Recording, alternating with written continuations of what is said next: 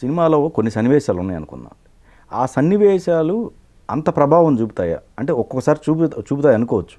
ఇప్పుడు for example మన మోహన్ బాబు గారి సినిమాకి సంబంధించి అక్కడ ఎందుకు మీ ఇద్దరి మధ్య మీరు అంత రెస్పాండ్ అవ్వాల్సిన అవసరం ఏముంది?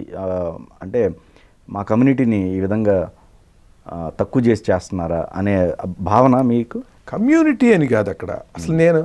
నాకు ఇవన్నీ కూడా ఎట్లా అంటే ఏదో ఒక దైవ ప్రేరణతో నేను వాటిల్లోకి లాగబడ్డాను తప్ప కాన్సన్ట్రేట్ చేసి దాని మీదకి వెళ్ళి దాంట్లో మనం ఇది చేయాలని లేదు. ఇటువంటివన్నీ నాకు అట్టాగే దాపురించాయి ఇవన్నీ. అదే నేను నా కొని తెచ్చుకోవటం కాదండి, మీరు లాగబడతారండి. Okay okay. ఇప్పుడు మీరు ఒక గుండు సూది ఇక్కడ ఉందండి, ఇక్కడ అయస్కాంతం పెట్టినప్పుడు దీనంతటా ఇది వెళ్ళి దానికి తగులుకోవాలా. దాని ఆకర్షణ శక్తికి ఇది లోనే లాగేసింది. లాగబడే లక్షణం దీనికి ఉంది. అక్కడ ఏదో గాజు మొక్కు ఉందనుకోండి, అది లాగదు. లాగబడే లక్షణం నాకుంది, స్పందించే లక్షణం నాకుంది, దాంట్లో సమస్య లేదు. కానీ లాగేటువంటి ఇది అక్కడ అది లాగేసింది నన్ను. లాగటానికి బలమైన కారణం ఉన్నది కనుక నేను స్పందించా. ఇప్పుడు నేను అక్కడ నా శతకం ఒకటి ఆ ప్రింటింగ్ జరుగుతుంది విజయవాడలో. జరుగుతుంటే నేను అతన్ని నాకు ఇది ఎప్పటికి ఇస్తావునంటే సాయంత్రం 6 అవుతుంది సార్, పొద్దున 10ంటికి అడిగా. ఈ ప్రెస్ వాళ్ళతో చాలా మనకి ఇబ్బందులు ఉంటాయి, వాళ్ళు అన్న టైంకి ఇవ్వలేరు, వాళ్ళ ప్రాబ్లమ్స్ వాళ్ళకు ఉంటాయి. సరే ఇప్పుడు నేనేం చేయాలి ఇక్కడ అని చెప్పి, సరే ఈ దేనికైనా రెడీ సినిమాకి సంబంధించి గొడవలు అయినాయి కదా, ఏదో వాళ్ళ బ్రాహ్మణులు ఏదో కొట్టారని ఇవన్నీ యూట్యూబ్లో చూసి ఏంటో అసలు ఏదో చూద్దాం అని చెప్పి వెళ్ళా. నేను ఆ సినిమా నేను చూడను అసలు, ఎందుకంటే అన్ని సినిమాలు చూడలేం కదండి. చూస్తామా? కొన్ని సినిమాలు అదే.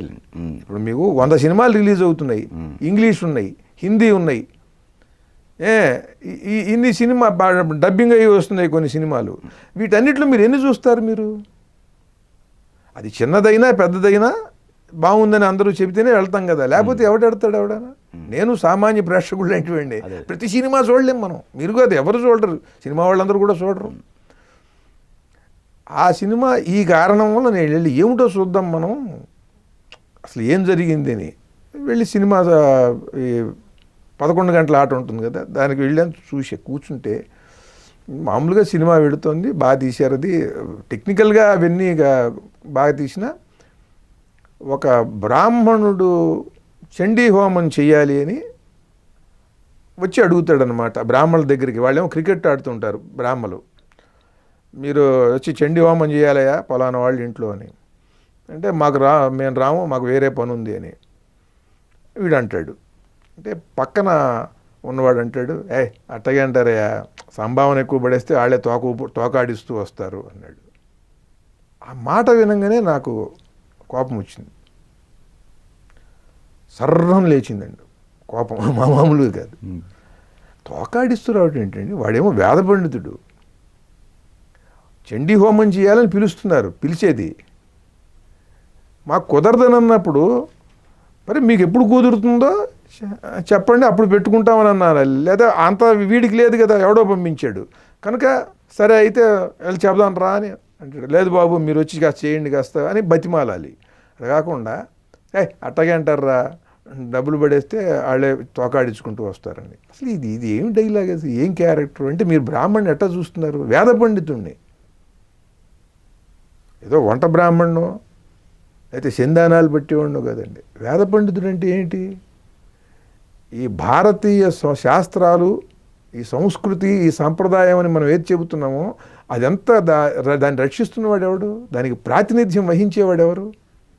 నువ్వు వెళ్ళి వాడు శతమానం భవతి నిన్ను ఆశీర్వదించాలా, మీ ఇంట్లో నీకు మంచి కోసం అని చెప్పి వచ్చి వాడు చండీ హోమం చేయాలా, వాడేమో తోకాడించుకుంటూ వస్తాడా నువ్వు డబ్బులు పడేస్తే? ఇదేం క్యారెక్టర్? సరే పోనీ అది సరిపెట్టుకుని చూద్దాం అనుకుంటే, తర్వాత ఒక వేద పండితుడి ఇంటికి ఒక మేనేజర్ వస్తాడు. వచ్చి ఆమెమో కాశీపోసి కట్టుకుని చక్కగా సాంప్రదాయబద్ధంగా ఉంటుంది. ఉంటే అమ్మా మీ ఆయన 50,000 ఇమ్మన్నారమ్మా అని. వాళ్ళ ఆయన ఎక్కడ ఉంటాడు వేద పండితుడు, నేపాల్ రాజు చండీ హోమం చేయడానికి పిలిస్తే అక్కడికి వెళ్ళాడు. అంటే చాలా మంచి దిట్టమైన పండితుడు.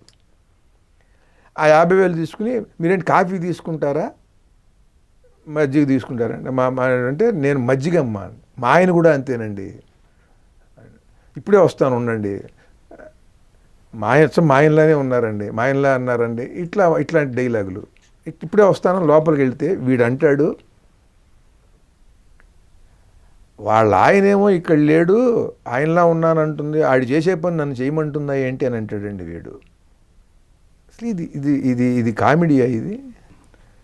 అక్కడికి పోనీ ఇది అయిపోయింది. తర్వాత ఇంకో సన్నివేశంలో ఎవరిని చూసినా సరే అచ్చం మా ఆయనలా ఉన్నారంట మొదలెడుతుంది. అది అందరితో డ్యాన్సులు చేస్తూ ఉంటుంది ఆ స్త్రీ.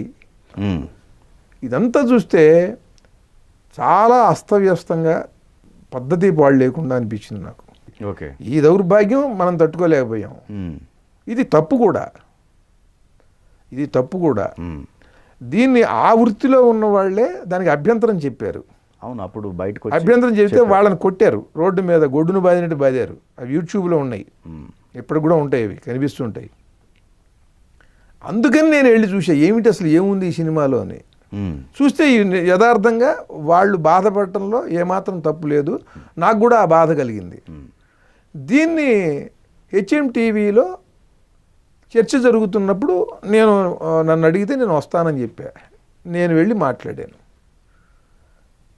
ఆ మాట్లాడినప్పుడు వాళ్ళు నా మీద వాళ్ళు బాగా దాని మీద కాన్సన్ట్రేట్ చేసి నా తలకాయ బాలు కొడతాం అది ఇది అని చెప్పి వాళ్ళందరూ మాట్లాడి ఇవి చేశారు. తర్వాత మళ్ళీ TV9లో మళ్ళీ చర్చ అది జరిగింది.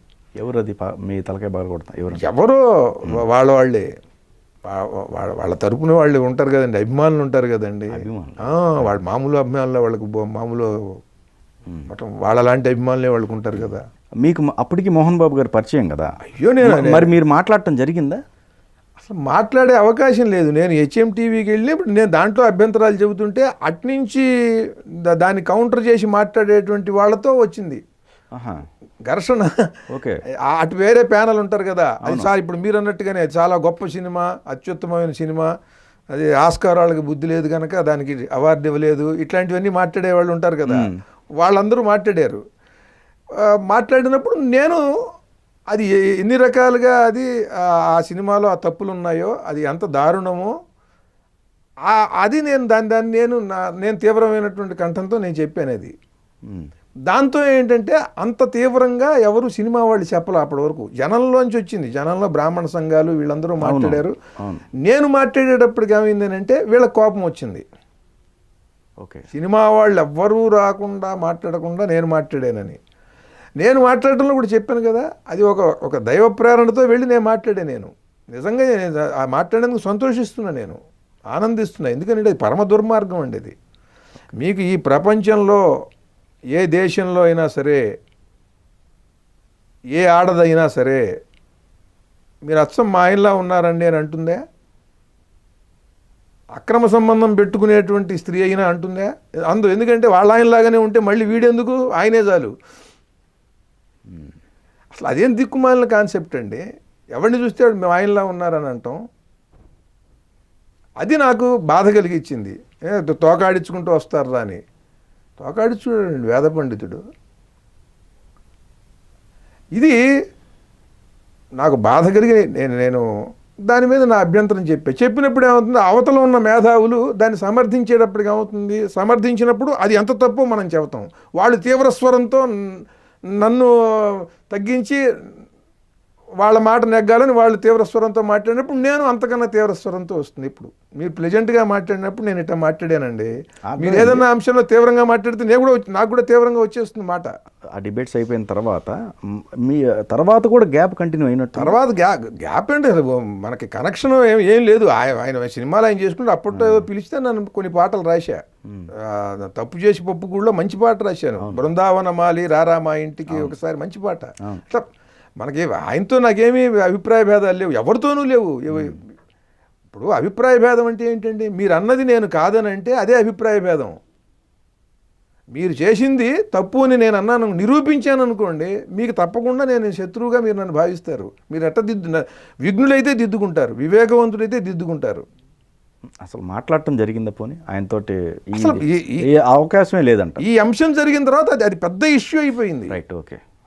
ఈ అంశం జరగటమే పెద్ద ఇష్యూ అయిపోయిందండి. ఇష్యూ అయిపోయి నా తలకాయ పాలు కొడతాను అది ఇది అన్నారు. తర్వాత నేను TV9లో మాట్లాడి చెప్పాను, నేను మీరు ఏం చేస్తారో అది చేయండి, అది ఎన్ని రకాలుగా దుర్మార్గమో ఆ సినిమాలో ఆ సీన్లో అవన్నీ కూడా మళ్ళీ ఇంకా దృఢంగా మాట్లాడా. సరే అది అట్ట అయిపోయింది. అయిపోయిన తర్వాత ఒక 2 నెలల తర్వాత నాకు నోటీస్ వచ్చింది. నా మీద పరువు నష్టం దావా పెట్టారు వాళ్ళు. 5 సంవత్సరాలు కోర్టులో. ఆ తర్వాత అది కొట్టేశారు, అది తప్పుని వాళ్ళని కొట్టేశారు. అంటే మీ దురహంకారంతో మీ ధనమదంతో మీరు తప్పు చేసి దాన్ని దిద్దుకోకుండా దాంట్లో ఎవరో అభ్యంతరం చేస్తే వాళ్ళ మీద మళ్ళీ మీకు పరువు నష్టం దావా. పరువు నష్టమా? బ్రాహ్మణులందరూ లక్షల మంది తిడితే పరువు నష్టమే. పిండాలు పెట్టారండి మొత్తం. బ్రాహ్మణులు కోపం వచ్చి ఏం చేస్తారు? ఎవడికి వాడు అసహాయంగా ఉన్నప్పుడు ఏం చేస్తాడు? వాడికి చేతనైంది వాడు చేస్తాడు. శాపనార్థాలు పెట్టారు, తిట్టారు. మీరు కోర్టుకు వస్తే చెప్పు విసిరిందండి ఒక మహిళామూర్తి, చెప్పు విసిరింది. అది మీకు పరువు తక్కువ కాదు. ఈ సినిమా తప్పు అని నేనంటే ఇది పరువు తక్కువ.